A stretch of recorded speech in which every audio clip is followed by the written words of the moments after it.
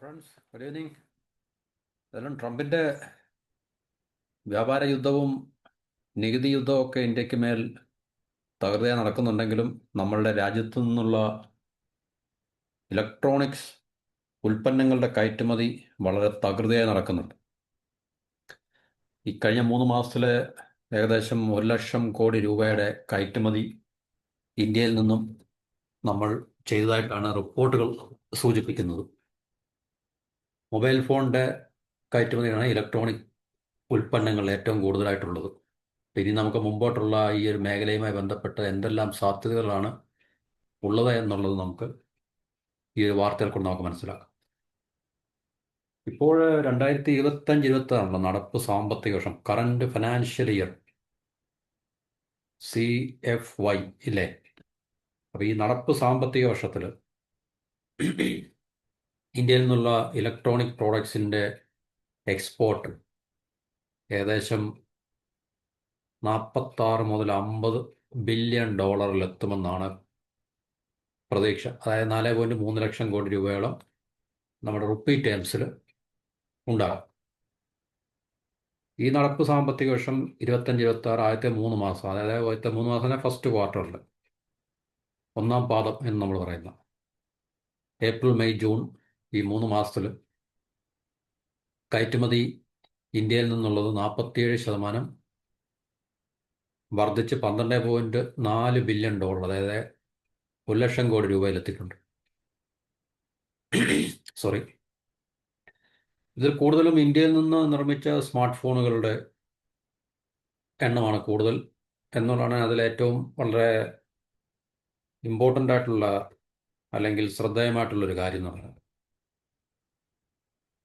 ഈ ഇലക്ട്രോണിക് പ്രോഡക്ട്സിൻ്റെ കയറ്റുമതിയിൽ ഏറ്റവും കൂടുതൽ അമേരിക്കയിലേക്കാണ്, US മാർക്കറ്റിലേക്കാണ് പോകുന്നത്. അതുകൊണ്ടാണല്ലോ ട്രംപ് നമ്മളെ ടാർഗറ്റ് ചെയ്യുന്നത്. ഇപ്പം ഇന്ത്യൻ ഉൽപ്പന്നങ്ങൾക്ക് അമേരിക്കൻ വിപണി അത്ര വലിയ സാരമായ ഒരു, അല്ലെങ്കിൽ നമുക്ക് പ്രധാനപ്പെട്ടൊരു വിപണി അല്ല എന്നെങ്കിൽ ടാരിഫൊന്നും നമുക്ക് വലിയ വിഷയമില്ല. പക്ഷേ ഇന്ത്യയുടെ എക്സ്പോർട്ടുകളുടെ എല്ലാം നല്ലൊരു വിപണി അമേരിക്കൻ വിപണി ആയതുകൊണ്ട് തീർച്ചയായിട്ടും അമേരിക്കയ്ക്ക് നമുക്ക് ഈ രീതിയിലുള്ള പണികൾ തരുവാനും അല്ലെങ്കിൽ നമ്മുടെ മേൽ സമ്മർദ്ദം ചെലുത്താനും അവർക്ക് സാധിക്കുമെന്നുള്ളത് ഉറപ്പുള്ളൊരു കാര്യമാണ്.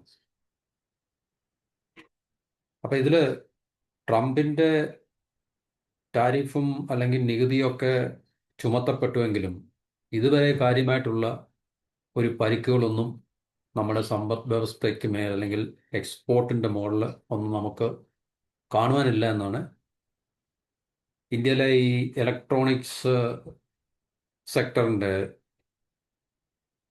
ഒരു ബോഡിയുണ്ട്, Indian Cellular and Electronic Association, ICEA. അപ്പോൾ അവരുടെ സ്റ്റേറ്റ്മെൻറ്റിനനുസരിച്ച് ഇതുവരെ ട്രംപിൻ്റെ ടാരിഫൊന്നും നമ്മുടെ എക്സ്പോർട്ടിൻ്റെ മുകളിൽ വലിയ നെഗറ്റീവായിട്ടുള്ള ഇമ്പാക്റ്റ് ഒന്നും ഇതുവരെ ഉണ്ടാക്കിയിട്ടില്ല. പക്ഷെ മുന്നോട്ടുള്ള ക്വാർട്ടറുകളിലും അല്ലെങ്കിൽ ഇനിയും, ഇതിപ്പോൾ രണ്ടാമത്തെ 2025-26 ഫിനാൻഷ്യൽ ഇയറിലെ രണ്ടാമത്തെ ക്വാർട്ടറാണല്ലോ ഇപ്പോൾ നടന്നുകൊണ്ടിരിക്കുന്നത്. അതായത് ജൂലൈ, ഓഗസ്റ്റ്, സെപ്റ്റംബറാണ് രണ്ടാമത്തെ ക്വാർട്ടർ. അപ്പോൾ ഈ ഫസ്റ്റ് ക്വാർട്ടറിൽ എക്സ്പോർട്ടിൻ്റെ അളവ് വൻതോതിൽ വർദ്ധിച്ചിട്ടുണ്ടായിരുന്നു. സെക്കൻഡ് ക്വാർട്ടറിൽ ഇപ്പം ടാരിഫ് 25+25% കൂടെ നമ്മുടെ മുകളിൽ അടിച്ചേൽപ്പിച്ചതിൻ്റെ ഫലമായി ഈ ക്വാർട്ടറിലെ എക്സ്പോർട്ട് ഏത് രീതിയിലായിരിക്കും എന്നുള്ളത് നമുക്ക് ഈ ക്വാർട്ടർ കഴിഞ്ഞതിന് ശേഷം മാത്രമേ, അല്ലെങ്കിൽ ഏകദേശം തീരാറാകുമ്പോൾ മാത്രമേ നമുക്ക് അതിൻ്റെ ട്രെൻഡ് അറിയാൻ സാധിക്കത്തുള്ളൂ. 23-24 സാമ്പത്തിക വർഷത്തിൽ ഇന്ത്യയുടെ ഇലക്ട്രോണിക് സെക്ടറിൽ നിന്നുള്ള കയറ്റുമതി 29.1 ബില്യൺ ഡോളറായിരുന്നു. 24-25 സാമ്പത്തിക വർഷത്തിൽ അത് വർദ്ധിച്ച് 38.6 ബില്യൺ ഡോളറായി. ഈ വർഷം ഏകദേശം 45 മുതൽ 50 ബില്യൺ ഡോളറിൻ്റെ കയറ്റുമതി ഉണ്ടാകാൻ സാധ്യതയുണ്ടെന്നാണ് പ്രതീക്ഷ. 23-24 29.1-ഉം 24-25 38.6 ബില്യൺ ഡോളറിൻ്റെയും, അതുപോലെ തന്നെ ഈ വർഷം കറണ്ട് ഫിനാൻഷ്യൽ ഇയറിൽ ഇതുവരെ ഏകദേശം 1 ലക്ഷം കോടി രൂപയുടെ, അതായത് 12.4 ബില്യൺ ഡോളറിൻ്റെ എക്സ്പോർട്ട് നമ്മൾ ഓൾറെഡി അറ്റൈൻ ചെയ്ത് കഴിഞ്ഞിട്ടുണ്ട്. ഇനി ബാക്കിയുള്ള മാസങ്ങളിലെ കൂടെ കണക്കിലെടുക്കുമ്പോൾ തീർച്ചയായിട്ടും അപ്പോൾ ഒരു ക്വാർട്ടറിൽ തന്നെ നമുക്ക് 12 പോയിന്റ് ചില്ലാനം അപ്പോൾ ഈ ഒരു ട്രെൻഡ് തുടങ്ങുകയാണെങ്കിൽ 12 × 4 12 × 4 ഏകദേശം 48-50 ബില്യൺ ഡോളറിൻ്റെ എക്സ്പോർട്ട് നമുക്ക് കരസ്ഥമാക്കാൻ കഴിയും. അപ്പോൾ അത് തീർച്ചയായിട്ടും 23-24 സംബന്ധിച്ച് 24-25 സംബന്ധിച്ചും വളരെ ഒരു വർധനവ് രേഖപ്പെടുത്തുന്ന രീതിയിലായിരിക്കും. പക്ഷേ ടാരിഫിൻ്റെ ഇമ്പാക്റ്റ് എന്താണെന്ന് നമുക്കറിയില്ല ഇപ്പോഴും. ഈ വർഷത്തെ നമ്മൾ പറഞ്ഞു ജൂണിൽ ആദ്യത്തെ ക്വാർട്ടർ അവസാനിച്ചു. അപ്പോൾ അത് ഏകദേശം 1.09 ലക്ഷം കോടി രൂപയുടെ എക്സ്പോർട്ട് നമ്മൾ കരസ്ഥമാക്കിയിട്ടുണ്ട്. അത് ട്രംപിൻ്റെ ടാരിഫ് വരുന്നതിന് മുമ്പോ അല്ലെങ്കിൽ അതിൻ്റെ ഇമ്പാക്റ്റ് ശരിക്കും അറിയുന്നതിന് മുമ്പോ ഉള്ളതാണ് ഈ ഒരു ഇൻക്രീസിങ് ട്രെൻഡ് ശരിക്കും പറഞ്ഞിട്ടുണ്ട്.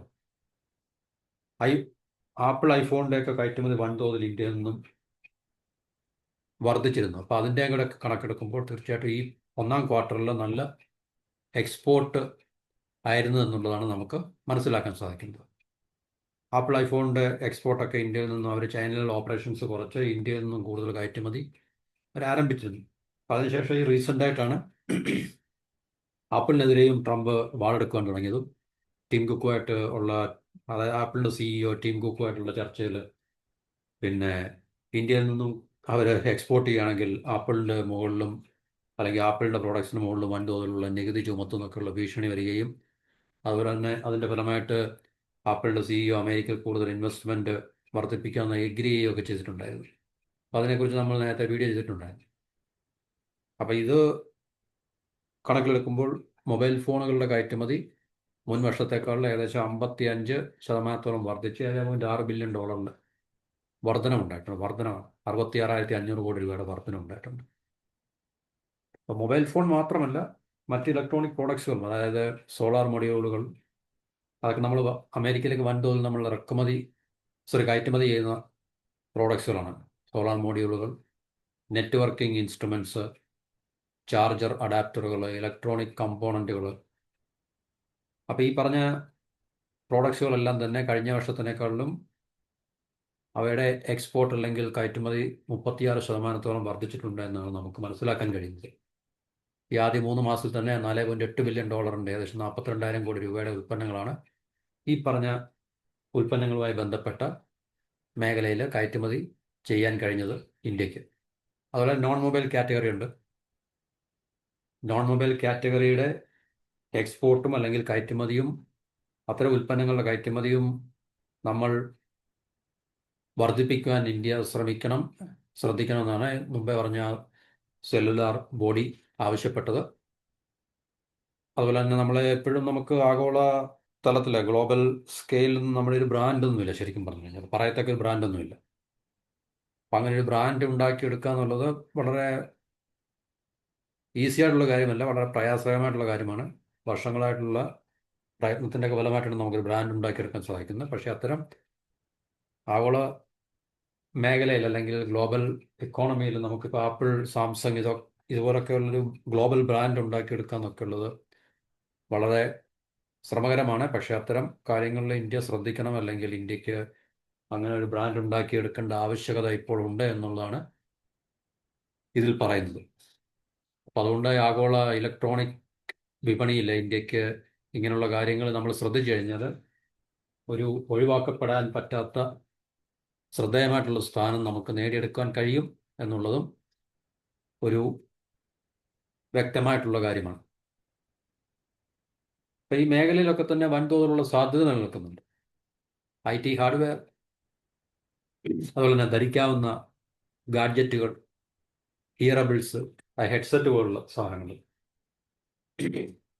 കൺസ്യൂമർ ഇലക്ട്രോണിക്സ് ഒക്കെ വളരെ മാർക്കറ്റ് പൊട്ടൻഷ്യൽ അല്ലെങ്കിൽ വളരെയധികം സാധ്യതകളും അവസരങ്ങളും ഒക്കെ ഉള്ളതാണ് കൺസ്യൂമർ ഇലക്ട്രോണിക്സ് ഒക്കെ. അപ്പോൾ ഇത് ഈ പറഞ്ഞ മേഖലയിൽ അല്ലെങ്കിൽ ഈ പറഞ്ഞ ഉൽപ്പന്നങ്ങളുടെയൊക്കെ തന്നെ കയറ്റുമതി ഇനിയും വർദ്ധിക്കാൻ സാധ്യതയുണ്ടെന്നാണ് ICEയുടെ പ്രതീക്ഷ, അല്ലെങ്കിൽ അവരുടെ ഒരു എസ്റ്റിമേഷൻ എന്ന് പറഞ്ഞു കഴിഞ്ഞാൽ. അപ്പോൾ കഴിഞ്ഞ 10 വർഷമായിട്ട്, ഒരു ദശാബ്ദക്കാലത്തിൽ ഈ മേഖലയിൽ വൻതോതിലുള്ള മാറ്റങ്ങൾ ഉണ്ടാവുകയും ഇന്ത്യക്ക് അതിൽ വളരെ വർദ്ധിച്ച തോതിലുള്ള അല്ലെങ്കിൽ എക്സ്ട്രോർഡിനറി ആയിട്ടുള്ള ഗ്രോത്തും ഡെവലപ്മെൻറ്റും ഇമ്പ്രൂവ്മെൻറ്റ്സും ഒക്കെ തന്നെ മാറ്റങ്ങൾ നമുക്ക് ഉണ്ടാക്കിയെടുക്കുവാൻ സാധിച്ചിട്ടുണ്ട് എന്നുള്ളത് ശ്രദ്ധേയമായിട്ടുള്ള കാര്യമാണ്. 2014-15 ഫിനാൻഷ്യൽ അല്ലെങ്കിൽ സാമ്പത്തിക വർഷത്തിൽ 31 ബില്യൺ മാത്രമായിരുന്നു ഇന്ത്യയുടെ ഇലക്ട്രോണിക്സ് നിർമ്മാണം, കയറ്റുമതിയല്ല നിർമ്മാണം. ഇതിപ്പോൾ ഏകദേശം 10 വർഷം കഴിഞ്ഞപ്പോൾ $133 ബില്യൺ ആയിട്ട് വളർന്നു. അപ്പം ആ മേഖല വൻതോതിൽ വളർന്നുകൊണ്ടിരിക്കുകയാണ് എന്നുള്ളതാണ് നമുക്ക് മനസ്സിലാക്കാൻ കഴിയുന്നത്. അപ്പം ഇനിയും ആണ് ശരിക്കും ഇന്ത്യക്ക് ഈ ഒരു മേഖലയിലുള്ള സാധ്യതകളെ നമുക്ക് കൂടുതൽ അവസരങ്ങളാക്കി മാറ്റിയെടുക്കാൻ സാധിക്കുന്നത് എന്നും ഐ സി ഇ യുടെ ചെയർമാൻ പങ്കജ് മൊഹിന്ദ്ര പത്രസമ്മേളനത്തിൽ അല്ലെങ്കിൽ പ്രസ് മീറ്റിംഗിൽ അല്ലെങ്കിൽ ഒരു സ്റ്റേറ്റ്മെന്റിൽ അറിയുകയുണ്ടായി. അപ്പൊ ഈ ഒരു മേഖല ഇന്ത്യയെ സംബന്ധിച്ച് വളരെ പ്രധാനപ്പെട്ടതാണ്. അപ്പോൾ ഈ ഒരു മേഖല, അപ്പോൾ നമ്മളുടെ ഏറ്റവും വലിയ വിപണി അമേരിക്ക തന്നെ ആയതുകൊണ്ട് ഈ ഒരു മേഖലയെ നമുക്ക് തീർച്ചയായിട്ടും കൂടുതൽ പരിപോഷിപ്പിക്കേണ്ടതായിട്ടുണ്ട്. ഇപ്പോൾ ഫാർമസ്യൂട്ടിക്കൽ, ഗാർമെന്റ്സ്, പിന്നെ അതുപോലെ നമ്മൾ അമേരിക്കയിലേക്ക് കയറ്റുമതി ചെയ്യുന്ന മറ്റ് പല പ്രധാനപ്പെട്ട മേഖലകളിലുള്ള ഉൽപ്പന്നങ്ങളൊക്കെ ഉണ്ട്. അപ്പോൾ ആ മേഖലകളെയൊക്കെ നമ്മൾ കൃത്യമായിട്ട് ഗവൺമെൻറ്റിൻ്റെ സഹായത്തോടു കൂടി കൂടുതൽ സൗകര്യങ്ങളും ആനുകൂല്യങ്ങളൊക്കെ ഈ മേഖലകൾക്ക് നൽകിക്കൊണ്ട് ഈ മേഖലയെ കൂടുതൽ പരിപോഷിപ്പിച്ചെടുത്തു കഴിഞ്ഞാൽ തീർച്ചയായിട്ടും നമുക്ക് നമ്മളുടെ സമ്പദ് വ്യവസ്ഥയുടെ വളർച്ചയ്ക്ക് ഏറ്റവും അനുകൂലമായിട്ടുള്ള ഘടകങ്ങൾ അല്ലെങ്കിൽ സാഹചര്യങ്ങൾ ഉണ്ടാക്കിയെടുക്കാൻ സാധിക്കും എന്നാണ് നമുക്ക് ഇതിൽ നിന്ന് മനസ്സിലാക്കാൻ സാധിക്കുന്നത്. അപ്പം എന്ത് തന്നെ പറഞ്ഞാലും ശരി, ഇപ്പോൾ ട്രംപിൻ്റെ ടാരിഫിൻ്റെ ഇമ്പാക്റ്റ് കൃത്യമായി നമ്മൾ അറിഞ്ഞു തുടങ്ങിയില്ല. അതുകൊണ്ടാണ് ഇപ്പോൾ ഈ ആദ്യ പാദത്തിൽ നമുക്ക് ഇത്രയും വൻതോതിലുള്ള കയറ്റുമതികൾ നമുക്ക് സാധ്യമായത്. ഇനിയിപ്പോൾ രണ്ടാം പാദത്തിലെ അല്ലെങ്കിൽ രണ്ടാം ക്വാർട്ടറിലെ കാര്യങ്ങൾ എന്താണെന്നുള്ളത് നമുക്കൊരു പക്ഷേ ഇതിപ്പോൾ ഓഗസ്റ്റ് സെപ്റ്റംബർ അവസാനത്തോടുകൂടിയൊക്കെ നമുക്ക് മനസ്സിലാക്കാൻ സാധിക്കത്തുള്ളൂ. അപ്പോൾ ആ ഒരു ക്വാർട്ടറിൻ്റെ അവസാനം നമ്മൾ ഏകദേശം നമ്മളുടെ ഈ ഒരു ട്രെൻഡ് നമുക്ക് തുടർന്നു കഴിഞ്ഞാൽ തീർച്ചയായിട്ടും ഇനിയും വരുന്ന ഒരു 6 മാസം, പിന്നീടുള്ള 6 മാസം നമുക്ക് വലിയ കുഴപ്പമൊന്നുമില്ലാതെ നമുക്ക് മുന്നോട്ട് പോകുവാൻ സാധിക്കുമെന്നുള്ള ഒരു പ്രതീക്ഷ നമുക്ക് വെച്ചു പുലർത്താൻ സാധിക്കും. അപ്പോൾ ഇതാണ് നമ്മളുടെ സമ്പദ് വ്യവസ്ഥയുമായി ബന്ധപ്പെട്ട ഏറ്റവും പ്രധാനപ്പെട്ട ഒരു വാർത്ത. മറ്റ് ടോപ്പിക്ക് നമുക്ക് അടുത്ത വീഡിയോ സംസാരിക്കാം. എല്ലാവർക്കും നന്ദി, നമസ്കാരം. Have A wonderful Saturday.